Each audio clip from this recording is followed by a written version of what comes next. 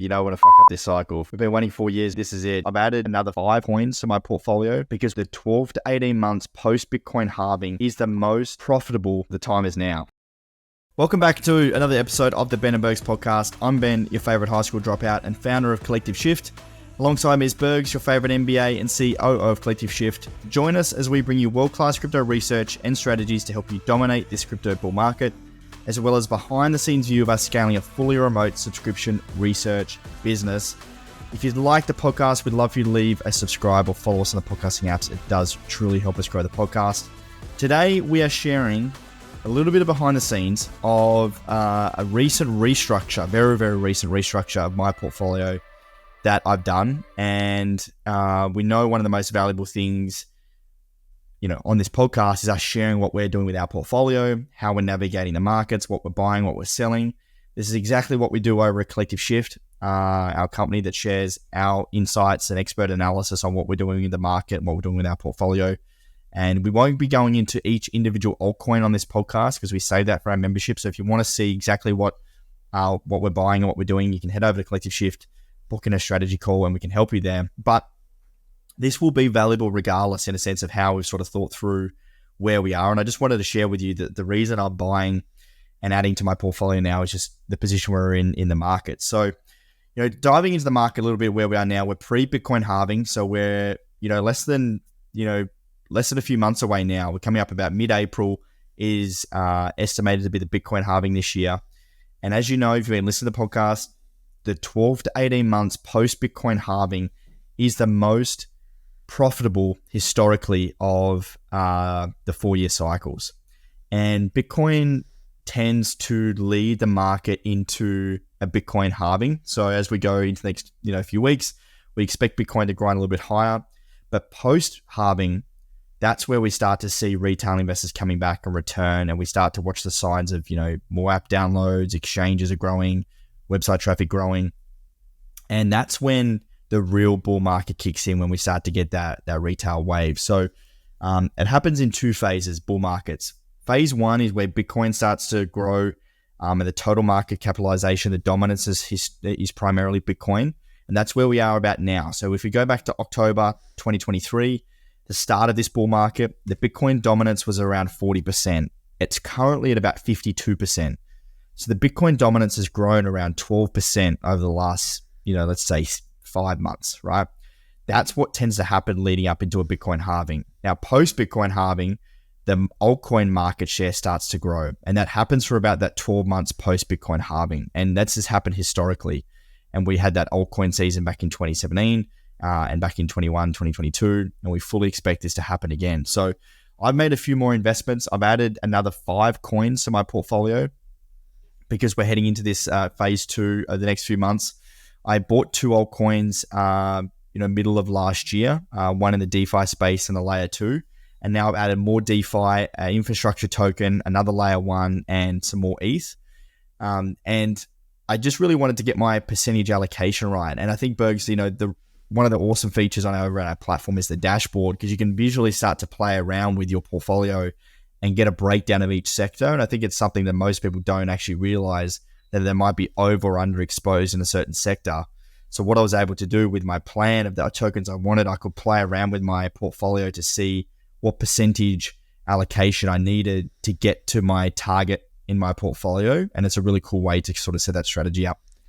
Absolutely, mate. And I like that visualization as well, because you can see, you might not know that some areas and sectors have actually grown significantly, and you'll need to rebalance that and sell those down.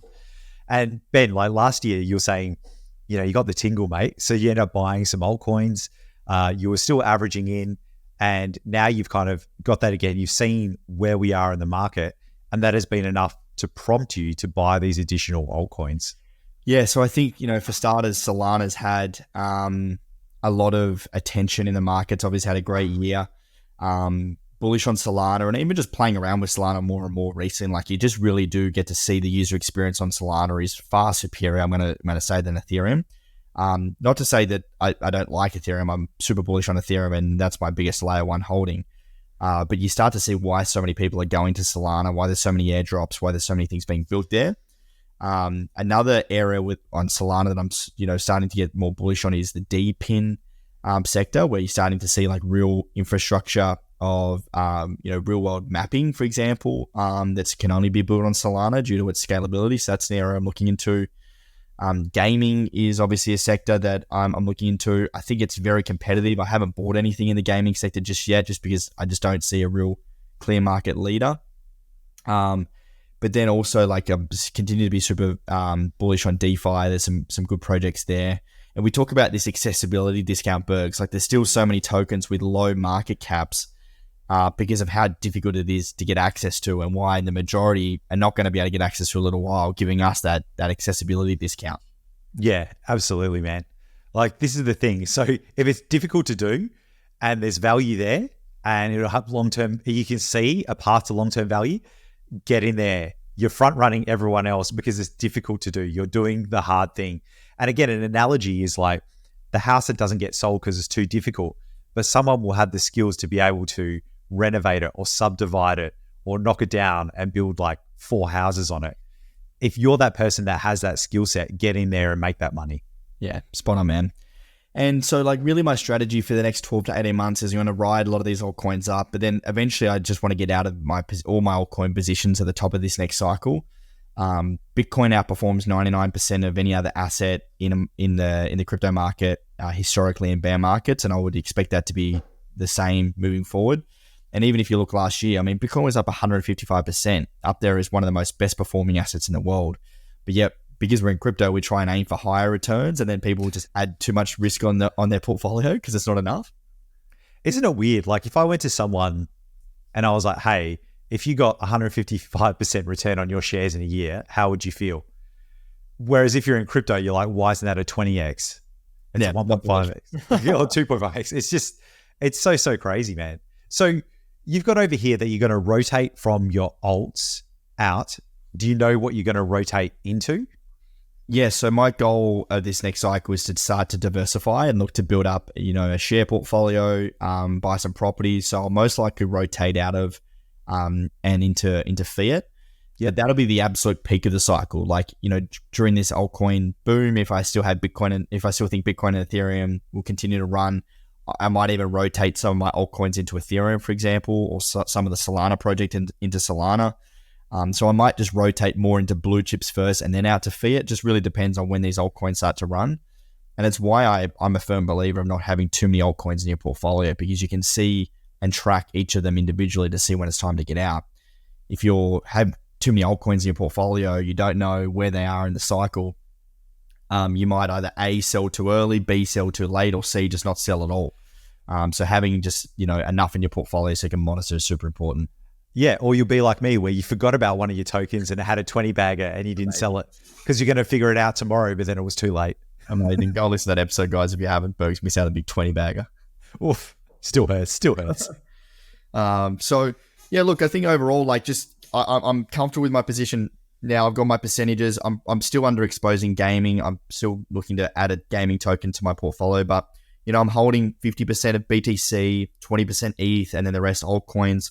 One altcoin that I've been holding now for a little while in the DeFi space is up considerably. So, as you start to grow in these altcoins, you just do need to recognize that you either need to be okay and comfortable with holding so much of an individual altcoin because it's run up, or you need to start to diversify and rotate that into another coin. So just be aware of that. I'll be starting to do that. If it continues to rally up, I might look to build up my other altcoin positions or push it into Ethereum. But for now, as we head into this sort of phase 2 of this market, getting that strategy in order, getting your altcoin positions right, is super important. Mate, what a great episode. And it really gives us a good idea of where we are in the market, where your head's at, how you're actually positioning yourself. You've actually done this already, did it kind of last week. And mate, that's perfect. I just can't wait for the halving and everything that happens after that. We've been waiting 4 years, mate. This is it. You don't want to fuck up this cycle. 4 years of waiting like this. To the time is now. That's it, mate. Yeah. And the message here is to position yourself accordingly for what's about to happen. You've got time. Make sure you spend it wisely, and you don't want to be that person that's allocated the wrong way or you've made the wrong choices.